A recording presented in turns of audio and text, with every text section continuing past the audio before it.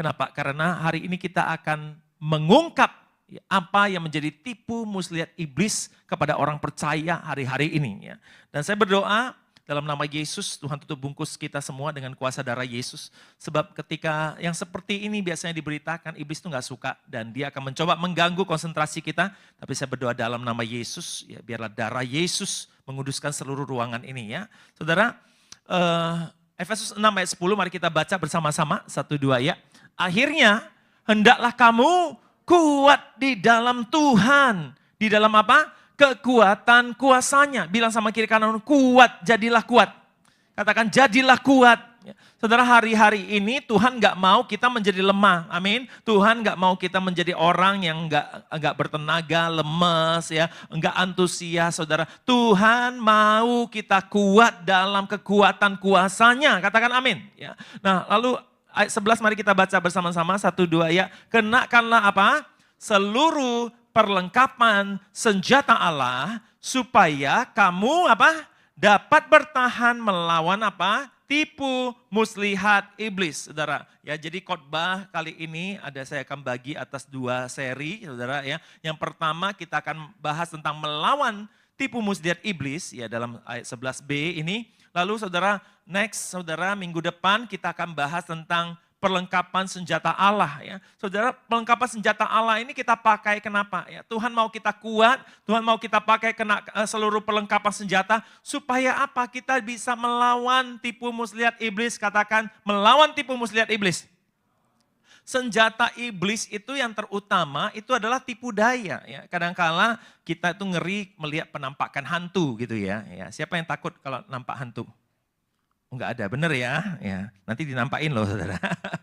Ya, mungkin kita lebih takut kalau nampak genderuwo, genderusa dan sebagainya saudara ya. Bentuk hijau lah, entah apalah saudara ya. Kadang-kala kita merasa, takut genderuwo, entah apa saudara ya. Tapi saudara, saya pernah lihat ada satu orang posting, dia tanya ChatGPT ya. ChatGPT, kalau kamu adalah iblis, bagaimana kamu menjatuhkan orang percaya ya, menjatuhkan orang-orang beriman, ditanya begitu.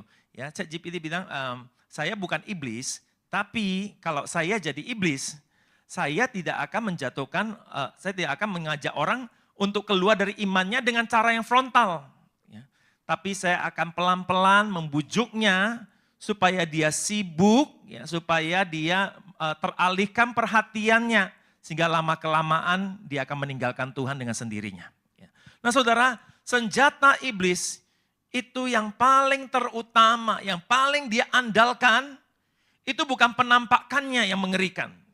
Itu bukan suaranya ketika Anda diam sendirian di rumah lalu terdengar suara. Gitu saudara, bukan saudara. Tapi senjata iblis yang merupakan andalannya, itu adalah tipu daya. Katakan tipu daya. Yohanes 8 ayat 44 berkata, kamu berasal dari bapakmu yaitu iblis. Dan kamu ingin melakukan keinginan-keinginan bapakmu. Ia adalah pembunuh manusia sejak semula. Dan tidak hidup dalam kebenaran. Tidak ada iblis yang hidup dalam kebenaran. Tidak ada iblis yang bisa, aku bertobat sekarang saya jadi Kristen. Saudara, enggak bisa saudara ya. Iblis itu sejak semula itu pembunuh manusia kata firman Tuhan. Dan dia tidak ada kebenaran. Ya, di dalam dia tidak ada apa? Kebenaran sedikit pun enggak ada. Apabila ia berkata dusta, ia berkata dari diri sendiri. Itu keinginannya. Itu apa? Berdusta. Sebab ia adalah apa? Pendusta dan bapa pendusta. Ya, jadi Tuhan Yesus sangat jelas mengatakan bahwa iblis itu adalah pendusta. Katakan iblis adalah pendusta. Tahu pendusta? Pendusta itu pembohong ya. Dan bapak pembohong, bapak itu artinya sumber. Jadi kalau dia bilang dia bapak pendusta, artinya segala dusta itu berasal dari iblis. Kalau orang suka berdusta, artinya dia anak. Ya, firman Tuhan yang bilang loh saudara, bukan Pak Pendeta. Ya. Kalau orang suka bohong, berarti dia anak. Ya, dia bilang gini, Tuhan Yesus jelas bilang, waktu orang-orang yang suka berdusta, dia bilang kamu berasal dari bapakmu yaitu iblis. Ya. Saudara hati-hati, saudara berhadapan dengan iblis, kita harus lawan, katakan lawan iblis. Iblis nggak bisa diajak kompromi. iblis nggak bisa diajak ngopi. Ya, iblis nggak bisa diajak, udah deh ya, aku nggak ganggu kamu, kamu jangan ganggu saya. Nggak bisa saudara ya. Kenapa? Karena dia memang adalah pribadi yang melawan rencana Allah. Dan saudara dan saya itu adalah objek atau sasarannya untuk membuat rencana Tuhan gagal dalam hidup kita. Saudara, untuk kita melawan iblis, tentu kita harus tahu apa strategi-strateginya. Ya, benar setuju saudara ya.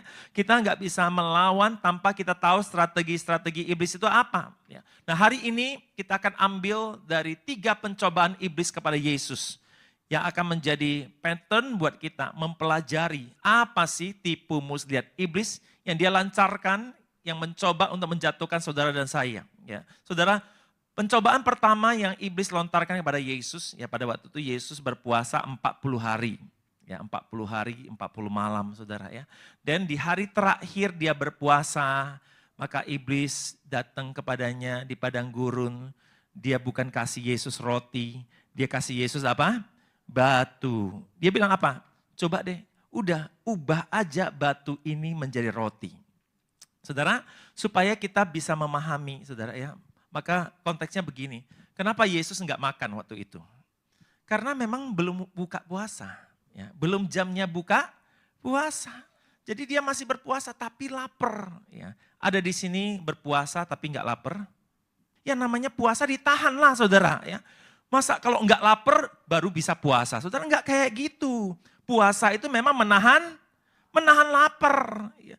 Jadi sudah jelas kalau puasa itu bukan enggak lapar. Tapi puasa itu walaupun lapar, kita tidak makan, itu jelas. Jadi waktu itu ketika iblis kasih Yesus batu, dia lagi bilang begini, udahlah ngapain lu susah-susah, segeralah akhiri penderitaanmu, kamu kan punya kuasa.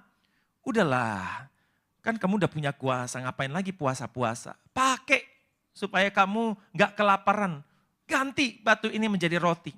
Saudara, banyak orang percaya, dicobai iblis dengan cara apa? Dia menipu saudara untuk mengubah batu-batu dalam hidup kita menjadi roti. Saudara, apa itu saudaranya? Tanpa disadari banyak orang termakan tipu muslihat iblis untuk mengejar namanya kenyamanan dibanding kedewasaan, saudara. Sehingga kenyamanan menjadi sesuatu yang dicari lebih daripada menaati firman Tuhan dan menjadi dewasa rohani.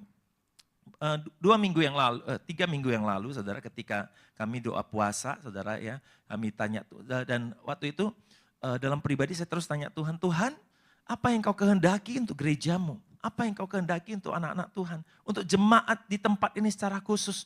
Tuhan pesan begini, Her, saya mau jemaatku menjadi jemaat yang dewasa secara rohani.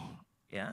Menjadi jemaat yang dewasa secara rohani. Ya. Saudara, Tuhan mau setiap kita mencari kedewasaan dibanding kenyamanan. Banyak orang mengorbankan kedewasaan demi apa? Kenyamanan. Ngapain susah-susah. Ini enak, ngapain puasa. Saya bisa kok makan pagi ya. Puasa kan lapar gitu ya. Puasa kan gak enak ya. Pelayanan kan gak enak. Di situ nanti diajak-ajak pendeta terus melayani. Udahlah saya pindah ke tempat lain yang gak diajak melayani ya. Di sini disuruh ngelakuin firman Tuhan ya. Disuruh ikut komsel ya. Di sini disuruh ayo belajar berdoa, puasa, diajak rumah doa, saudara. Ya, ngapain susah-susah? Saya carilah gereja yang saya datang ibadah aja, gak usah susah-susah. Saudara, banyak orang mengejar sesuatu yang nyaman. Ya.